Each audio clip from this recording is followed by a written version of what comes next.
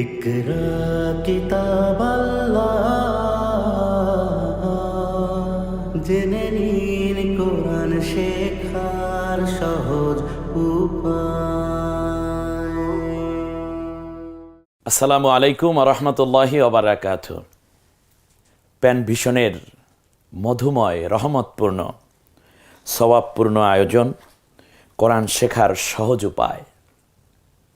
সম্মানিত কোরআন শিক্ষার্থী ভাই ও বোনেরা, যে যেখানে যে বয়সে এবং যেখানে থেকেই আমাদের এই অনুষ্ঠান উপভোগ করছেন, সকলকে আল্লাহ তাআলা কোরআনের আলোয় আলোকিত জীবন গড়ার তৌফিক দান করুন।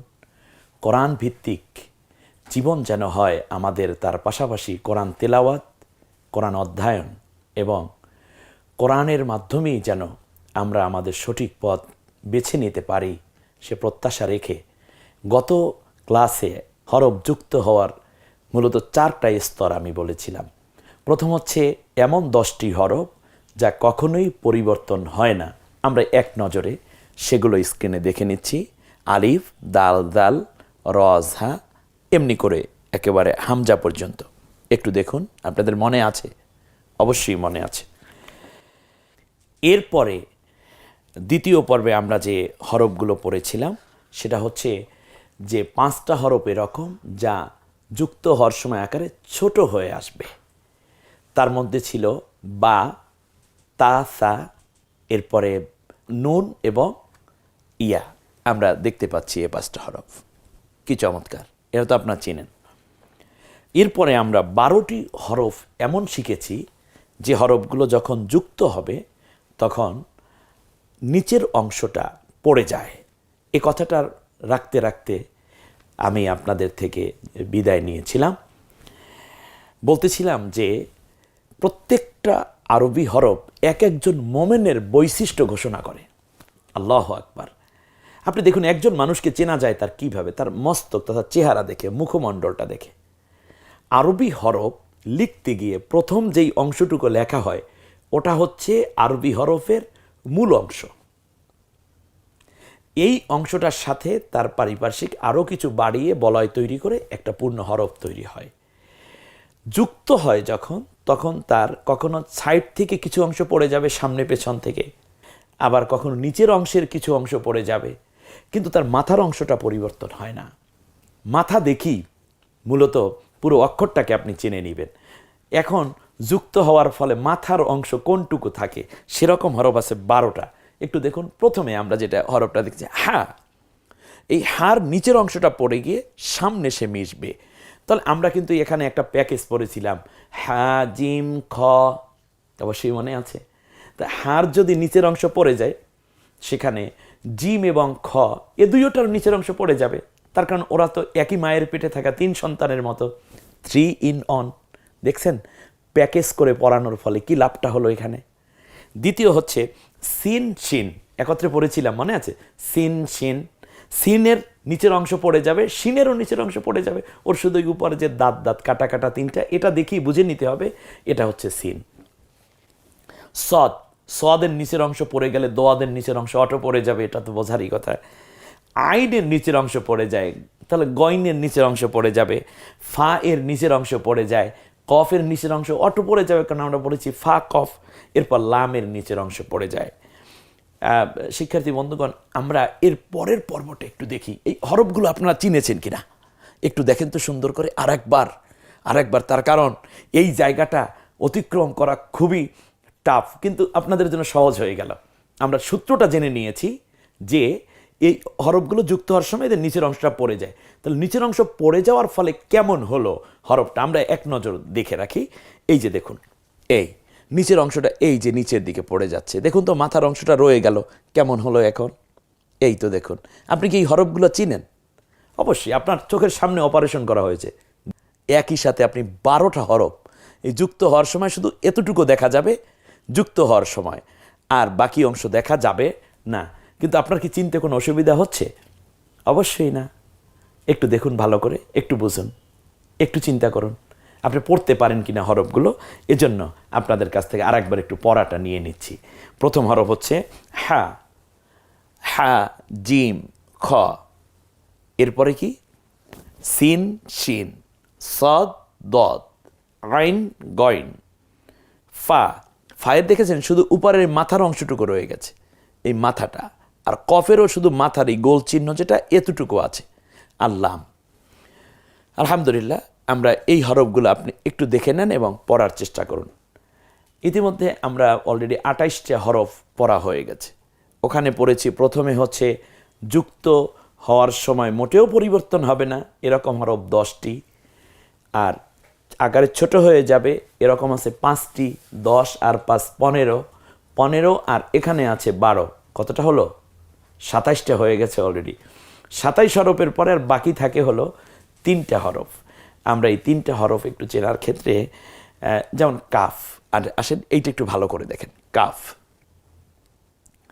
এই কাফ হরফটা হচ্ছে এরকম যে এই যে পাশে যে লামের মতো করে বড় করে লিখে তার মাঝখানে এসের মতো যেটা আমরা করেছি, যুক্ত হওয়ার সময় বাহিরের যে অংশটা আছে এইটা থাকে না, মাঝখানে শুধু এসটা এটা থাকে।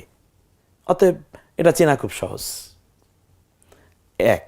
দ্বিতীয় হচ্ছে হা, এই হাটা লেখার সময় কিভাবে হবে একটু দেখুন।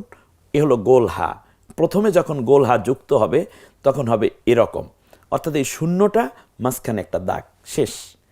মাঝখানে যখন থাকবে হাটা তখন ঠিক দুই পাশে শূন্য, মাঝখানে একটা দাগ চলে গেল, একটা শূন্যকে দুইটা ভাগ করা হয়েছে। শেষবারে যখন আসে তখন পূর্ণ গোল হাটা এভাবে দেখতে সুন্দর না, এজন্য মনে হয় একটু এভাবে করে দিয়েছে। এটা হা, এই তিনোটাই হা, এই হাটা গলায় ছেড়ে দিয়ে। আরেকটা হচ্ছে গোল তা, একটু খেয়াল করুন, এই গোল তা এ যখন ইন্ডিভিজুয়ালি আসবে অর্থাৎ এককভাবে আসবে তখন এই গোল দিয়েই উপরে 2 নুক্তা তাটা হবে, আর যখন সে অন্য হরফের সাথে যুক্ত হয়ে আসবে তখন সে এই হাঁটার উপরে 2 নুক্তা হবে। গোল হা শেষ বারে এসে যদি গোল তা প্রয়োজন হয় তাহলে এভাবে আমরা দেখতে পাবো, এই হা উপরে 2 নুক্তা। এ হচ্ছে আমাদের পড়া, এ হচ্ছে টোটাল 30টা হরফের বর্ণনা। এখন আপনারা এ পর্যন্ত যা বুঝলেন, আমি কিন্তু এর উপর একটা পরীক্ষা নেব। পরীক্ষাটা হচ্ছে যুক্ত করে করে আমি আপনাদেরকে দেখানোর চেষ্টা করছি যে আসলে আপনারা বুঝতে পেরেছেন কিনা। তাহলে বন্ধুরা একটা প্রশ্ন করি, সেটা হচ্ছে যে আরবি হরফ যুক্ত হওয়ার ক্ষেত্রে মৌলিক 4টা স্তর আছে। 1 নম্বর হচ্ছে যা কখনোই পরিবর্তন হবে না, 10টা হরফ। পরিবর্তন হওয়ার ক্ষেত্রে, যুক্ত হওয়ার ক্ষেত্রে আকারে ছোট হয়ে যাবে, এরকম হলো 5টা হরফ। আর কখনোই নিচের অংশ পড়ে যায় যুক্ত হওয়ার সময়, এরকম হলো 12টা হরফ। আর খুব বেশি করে যত্ন সহকারে শিখতে হবে, এরকম হলো 3টা হরফ। আপনারা এখানে কাফের মাঝখানটা এবং হামজাটা কখনো কখনো একটু হয়ে যায়, কনফিউজড হয়ে যায়। মনে রাখবেন, কাপ যখন মিশে আসে তখন এভাবে প্রথমে এবং মাঝখানে যখন আসে তখন কাপটা এভাবে এসের মতো আসবে, এটা মানে যুক্ত হওয়ার সময়। কিন্তু হামজা হলো এমন একটা হরফ যা কখনোই কোনো হরফের সাথে টাচ হবে না। এরকম আমরা যদি 2-3টা উদাহরণ একটু দেখে নেই। এই যে দেখুন কি চমৎকার, এখানে হরফগুলো আছে, ব্যাস। হামজা কিন্তু কখনোই কখনোই কোনো হরফের সাথে হবে না, মানে টাচ হবে না, স্পর্শ হবে না, সে একেবারে আলাদা আলাদা থাকবে।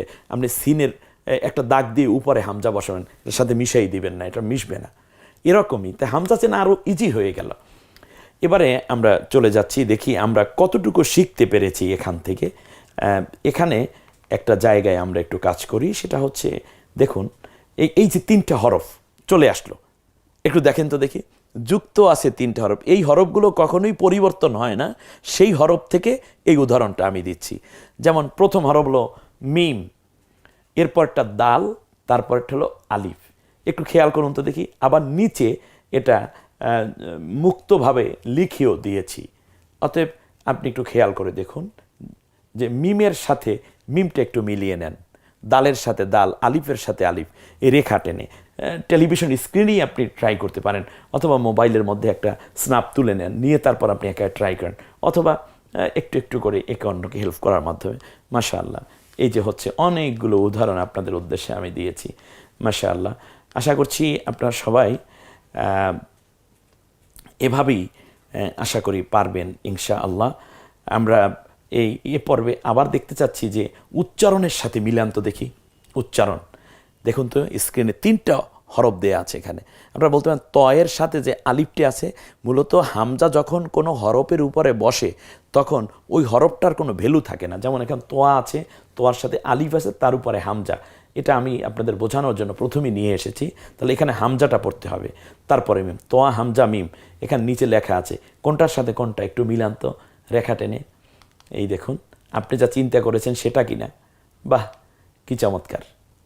এমনি করে করেই আমরা পরে জোয়া আলিফ মিম র এই দেখুন, আপনি চিনতে কোনো অসুবিধা নেই। মিম দাল আলিফ সা, চমৎকার। ওই যে 10টা হরফ যা কখনো পরিবর্তন হয় না, আমরা সেখান থেকে আপনাকে উদাহরণ দিয়েছি এখানে। পরবর্তী উদাহরণটা আবার আমরা দেব তোয়া মিম দাল। মিম পরিবর্তন হয় না, দাল পরিবর্তন হয় না, তোয়া পরিবর্তন হয় না। আমরা তোয়াটা কখনো মাঝখানে এনে দেখানোর চেষ্টা করেছি, মিমটা মাঝখানে, কখনো শেষে, কখনো প্রথমে। এমনি করে করে উলট পালট করে কয়েকটা শব্দ তৈরি করে করে আপনাকে দেখানোর চেষ্টা করি, যাতে করে আপনার হাতটা পাকা হয়, ব্রেইনটা যেন শার্প হয়। তার কারণ এই পৃথিবীতে রাসূল সাল্লাল্লাহু আলাইহি ওয়াসাল্লামের কাছে এক সাহাবী এসে বললেন, ইয়া রাসূলুল্লাহ, আমার ব্রেইন, আমার মেধাশক্তি বৃদ্ধির জন্য আমি কি করব? আল্লাহ নবী তাকে 3টে আমল দিলেন। সুবহানাল্লাহ। 1 নম্বর আমল দিলেন, তুমি বেশি বেশি কোরআন অধ্যয়ন করবে। আল্লাহু আকবার। দ্বিতীয় হচ্ছে তুমি সুযোগ পেলে নফল রোজা করবে। আর তৃতীয় হচ্ছে তুমি সুযোগ পেলে অবশ্যই মেসাওয়াক করবে।